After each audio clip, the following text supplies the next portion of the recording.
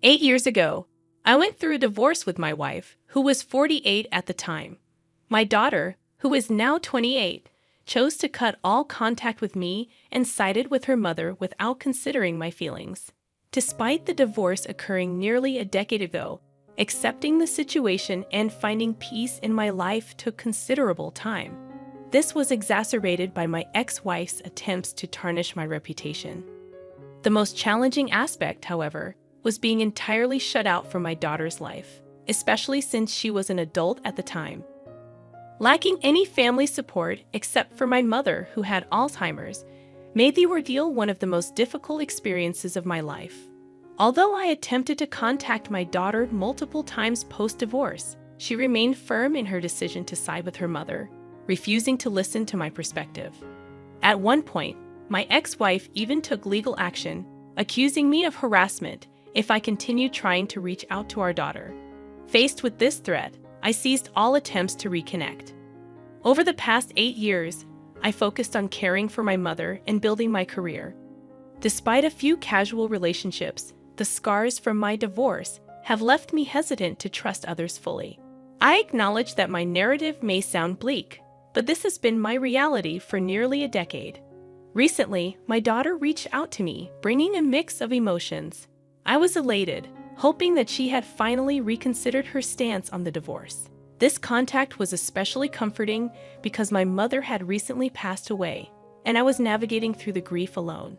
A few months after my mother's death, I received a call from an unfamiliar number. On the other end was a woman's voice, introducing herself as my daughter. I hadn't recognized her voice after all these years. She explained that she had learned about her grandmother's passing on Facebook and wanted to check up on me. I was taken aback when my daughter called. I had no idea she kept tabs on me online, finding it sweet. Grateful for the call, I assured her I was doing well and expressed how much I missed her.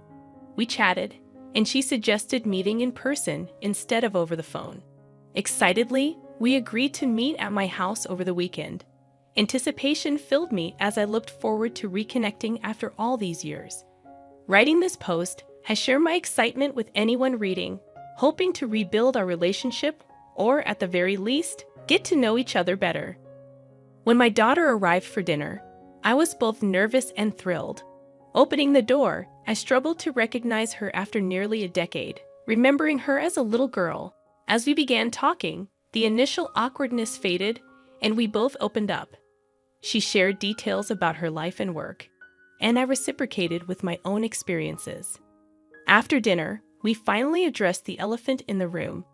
I asked her why she never listened to my side of the story during the divorce and automatically sided with her mom. I acknowledged her mother's more significant presence as a stay-at-home mom compared to my long hours in construction. I admitted to doing my best to make time for her. In response, my daughter expressed regret about how things unfolded. She admitted to being too young to think things through and acknowledged manipulation by her mom's portrayal of me as the ultimate villain. Since she never heard my side of the story, she never questioned the narrative her mother presented. Whatever her mom had said, we continued our conversation until she finally disclosed the true reason for her visit. Hours into our discussion, I asked her what prompted her to reach out after such a prolonged period. There was a moment of discomfort in her expression, and I reassured her that honesty was important. She then admitted to keeping tabs on me through Facebook. When her grandmother passed away, she expected lawyers to contact her about her inheritance. However, with no such communication, she decided to contact me directly. Revealing that she had recently gotten engaged, she explained that she could use financial assistance for wedding expenses. This revelation felt like a punch in the gut. My initial hopes of reuniting with family were shattered, discovering that her motive was rooted in financial gain rather than genuine connection. Ironically, legally, the inheritance was mine, and had she been a better daughter, she would have likely received most, if not all of it. Despite my indifference towards money, living modestly in my own home and with simple preferences, I would have willingly supported her wedding if she had approached me sincerely, without exploiting the situation for personal gain. While processing these thoughts, I managed to maintain composure and asked if financial assistance was her sole purpose. She became defensive, asserting that the inheritance was secondary and her true intention was to reconnect with me. Claiming she regretted not reaching out while her grandmother was alive, she expressed fear that I would never forgive her for her actions, influenced by her mother's manipulation. Despite her attempts to smooth things over, I could sense the panic in her eyes, questioning the sincerity of her words. So I contemplated whether I could forgive her, questioning if her intentions were solely driven by financial gain. Curious about how she knew of the inheritance, I inquired. She revealed that a couple of years before the divorce, while visiting my late mother, she was told that she would inherit everything left by my father, who had passed away years ago, as the only grandchild in the family. Given the context of a stable marriage at that time, it made sense for my mother to express such sentiments to my daughter. However, the idea of her caring solely about the money and giving me false hope was crushing. Despite my devastation, I concealed my emotions, recognizing that the only way to test her true intentions was to see how she would react if I told her there was no money to inherit. Inquiring about her expectations from the inheritance, she made a reasonable guess, revealing some degree of premeditation. I then informed her that her grandmother had left everything to me years ago, intending to use the money to start a business, and thus I couldn't assist her financially. Instead, I'd offered to contribute my own funds, a few $1,000s, for her wedding expenses. The disappointment on her face confirmed my fears. She expressed appreciation but insisted that, as the only grandchild, she deserved a portion of the inheritance. I stood firm in my decision, and her reaction turned visibly angry. She insisted I reconsider, but I held my ground. That's when she revealed her true colors, echoing her mother's words, labeling me a selfish person, and expressing satisfaction that I was alone in life. I looked at her with barely concealed disgust, hurt by her words and not entirely surprised. I interrupted her, stating that I should have known she was her mother's daughter and that her only reason for reaching out was to ask for a favor. Criticizing her attempt to manipulate me during a time of grief, I found it disgusting, even for someone like her. She tried to say something more, but I laughed in her face, pointing out that if she hadn't blocked me years ago, she would have received my text about her grandmother and likely obtained most, if not all, of the inheritance. This statement had the desired effect. She looked utterly baffled and inquired about my statement. I urged her to unblock me on her old number, so I could resend all the texts that had never been delivered. Compliance followed, and I forwarded messages where I pleaded with her to hear me out. I informed her about her grandmother's Alzheimer's diagnosis, expressing the urgency for them to meet before she forgot about her only grandchild entirely. This wasn't a fabrication. My mother had frequently mentioned my daughter at the onset of her illness, yearning to see her. The inability to fulfill that wish had broken my heart. Now, the audacity of this ungrateful child seeking inheritance was astounding. To my daughter's credit, she looked genuinely ashamed after reading those messages. She apologized, acknowledging her lack of understanding during the divorce. However, she argued that her grandma would want her to have her share of the inheritance, and it wasn't fair for me to deny her that. She expressed a genuine desire to rebuild our relationship, but warned that if I chose to be selfish, she wouldn't feel comfortable continuing. In response, I expressed my skepticism, stating that if money played a decisive role for her, maybe a relationship wasn't worth pursuing. Despite wanting to believe her commitment to rebuilding our relationship, I couldn't at that moment. I conceded to considering another chance at our relationship, but made it clear that the inheritance was not up for negotiation. In return, she shot me a look of pure hatred and abruptly left my house, with no attempt from me to stop her. Subsequently, I sought the advice of friends. While most agreed with my decision, one close friend suggested I forget about the money and let my daughter have at least some of it if it meant having family in my life. This perspective lingered in my mind, leading me to question whether I should reconsider and give my daughter a portion of the inheritance. Hello, everyone. This post received more responses than I anticipated, and I appreciate all your advice and opinions.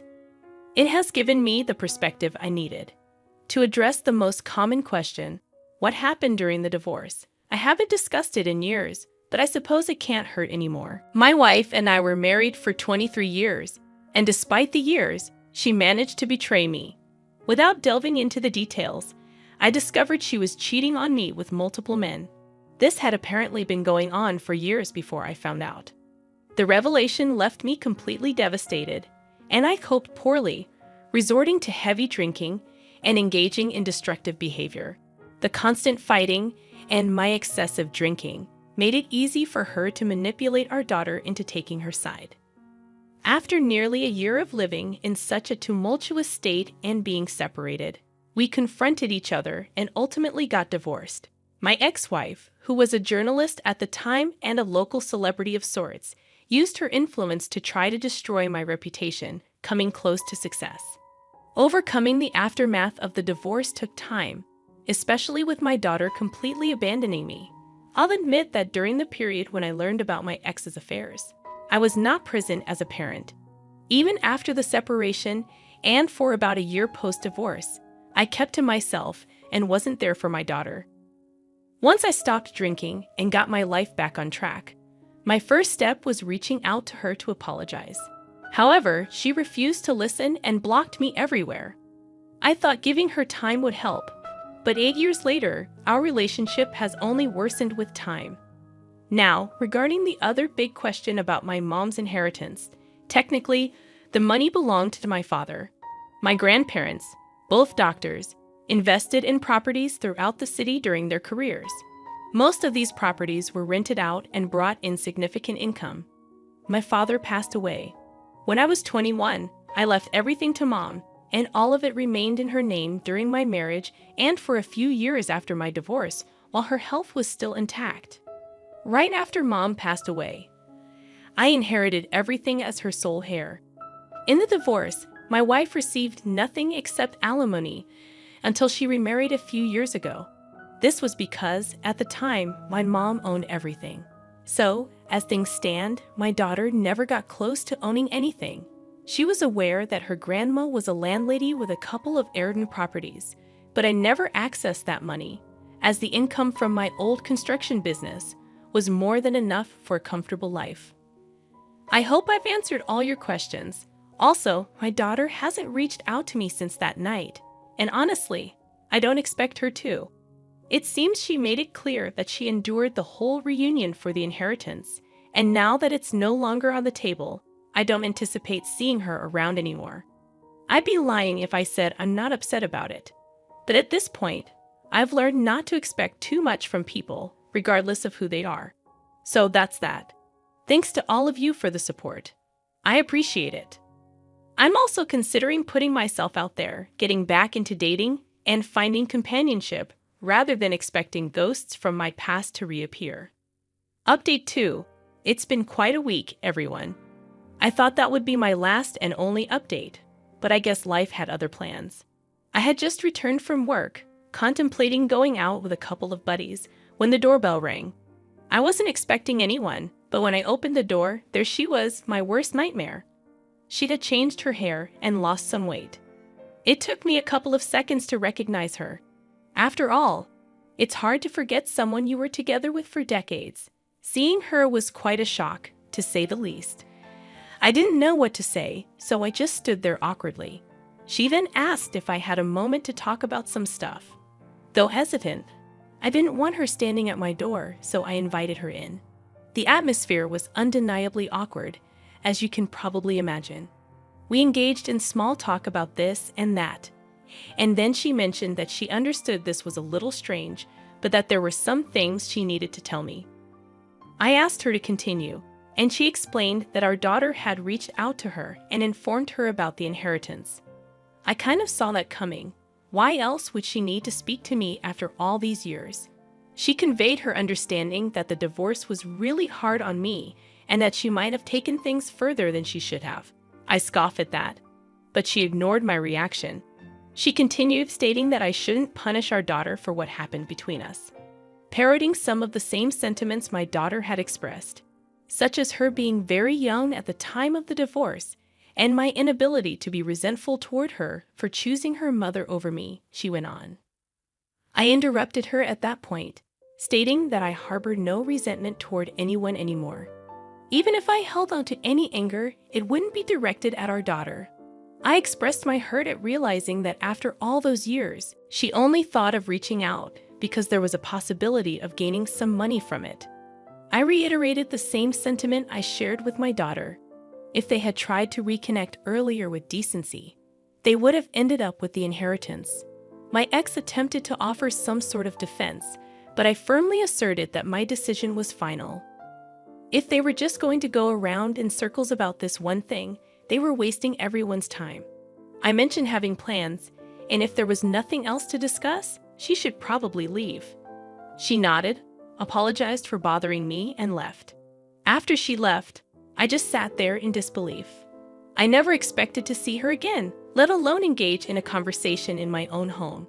It was strange, bringing up a lot of old memories that I would rather have left untouched.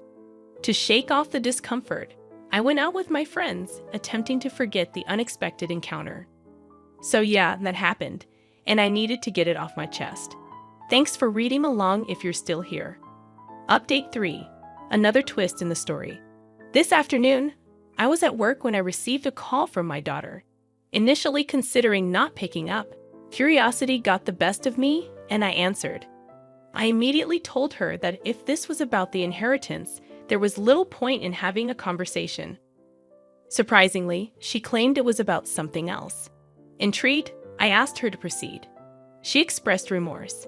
Acknowledging that she should have handled things differently, she apologized, understanding that if I was willing to forgive her and give our relationship another chance, she would be happy to have me at her wedding. This took me aback, to say the least. I questioned her certainty, and she insisted, allowing me time to think about it and let her know if I'd attend. We hung up, leaving me feeling confused. Part of me is overjoyed at the prospect of being at her wedding. But another part can't shake the suspicion that this is merely a ploy to be on my good side and eventually secure the inheritance.